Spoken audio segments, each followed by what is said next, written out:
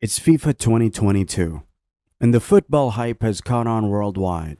The Messi fans, the Ronaldo fans, each one claiming their favorite team should be champions. It's just the vibe now. FIFA 2022 has also brought about much publicity to Muslims in Islam, thanks to the extensive effort of the Qatari authorities. While we read and hear about how non-Muslims are turning to Islam after Qatar 2022, it's nice to sometimes find out about Muslim minorities in other countries. Argentina has been long known for its prowess on the football pitch, with an area of almost 2,800,000 square kilometers. It is the eighth largest country in the world. The Latin American nation has produced many football stars over the years and is known for its famous wine, delicious food, and world-renowned landmarks. Have we ever heard of Muslims in Argentina? Have we even given a thought they are practicing Muslims there? Probably no. The answer is a probably no, because Muslim minorities in Latin America have received considerably less attention than their comparable communities in Europe or the United States.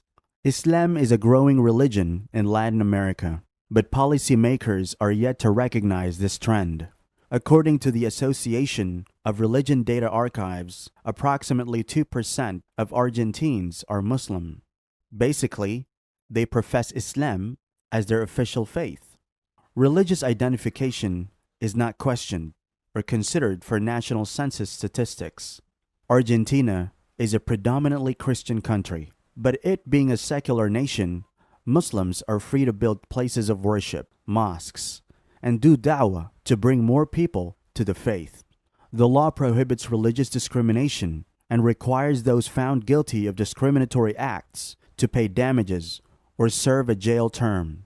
This is something that we do not see in many other nations, in more developed and first world nations, where Islamophobia and Islamophobic acts are rife, and Muslims are virtually living on the edge. How did Islam came to Argentina? It would be interesting to find out the facts. The Muslim presence in present-day Argentina dates to the time of the Spanish exploration and conquest during the 15th, 16th century.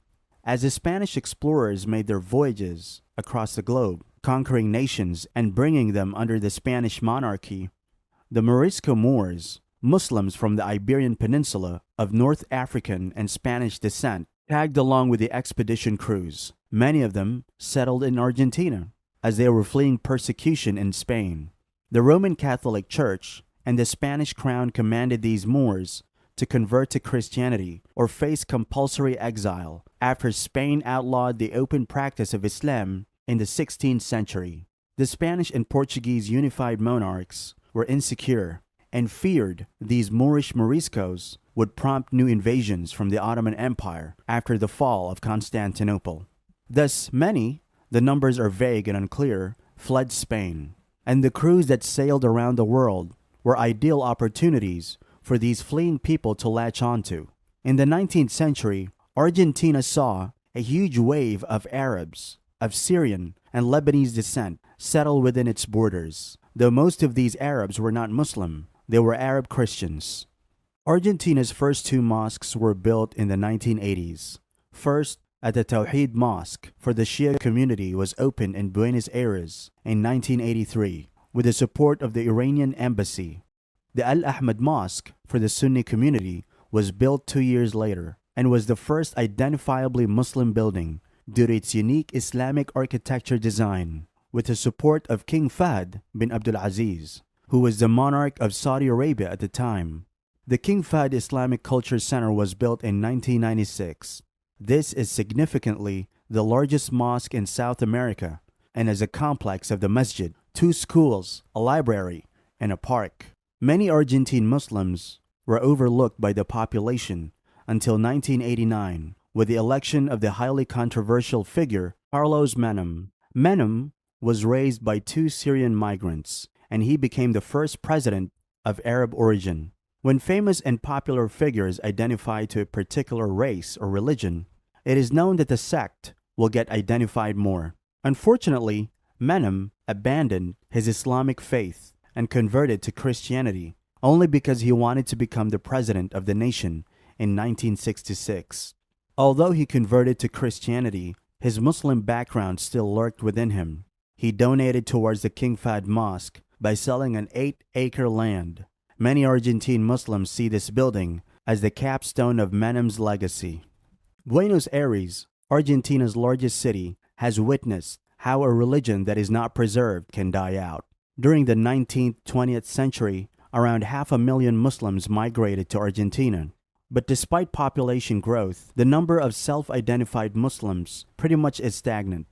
It is a sad reality. Why aren't the Muslim numbers growing? There are a few reasons, which we could outline. Many Muslim Argentines have married outside the faith. Children have only one Muslim parent and do not know Arabic as their first language. This has led to many being unaware of how to read or learn the Quran.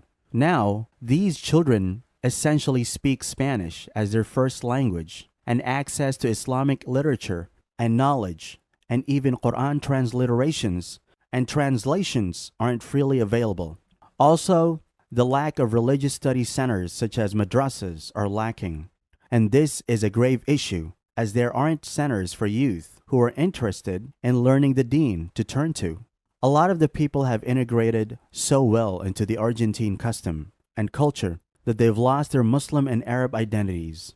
These are admonitions we have been taught in Islam, to remain firm upon our faith and traditions despite being around people of other faiths and cultures, or else we would eventually be following them down their lizard holes, literally emulating them in every aspect of life. The number of practicing Muslims is low. At the central mosque on any given Friday, there are no more than 20 people for Salatul Jum'ah, an appallingly low number for a nation that has at least 1.5 million Muslims. Many of the people who want to learn about Islam and attend programs and retreats to learn more and also to spread awareness on the religion are reverts to the faith. As mentioned earlier, the born Muslims don't show the commitment that their reverted counterparts do. These people who have learned about Islam and have embraced Islam wholeheartedly meet on a weekly basis to learn more about Islam, the teachings of the Quran, and the meaning of belonging to a community.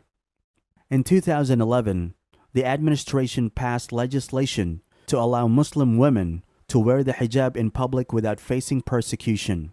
In addition, Muslim women were allowed to use photographs with the hijab for national IDs. This law expressed the freedom of religion and expression in Latin America. There is less fear among general Argentines about Islam than in the United States or Europe, but Islamophobia and the negative impact of the Western media have made it hard to some Argentine Muslims to practice their deen. That's their claim. On the other hand, there are the Muslims amongst them who still hold tight onto their Islamic beliefs and traditions that have been passed down for generations. Currently, there's an urgency among some Argentine Muslims to have reliable teachings of Islam in Spanish to cater to the growing numbers of youth who speak only Spanish. This generation of youth who are inquisitive and curious to learn, to yearn for knowledge in a language they're comfortable with. An important contributory factor to Islam being explored in Latin America of recent is the unbiased role the governments and people have played to not pollute the true nature of Islam, which is peace, tolerance, and kindness.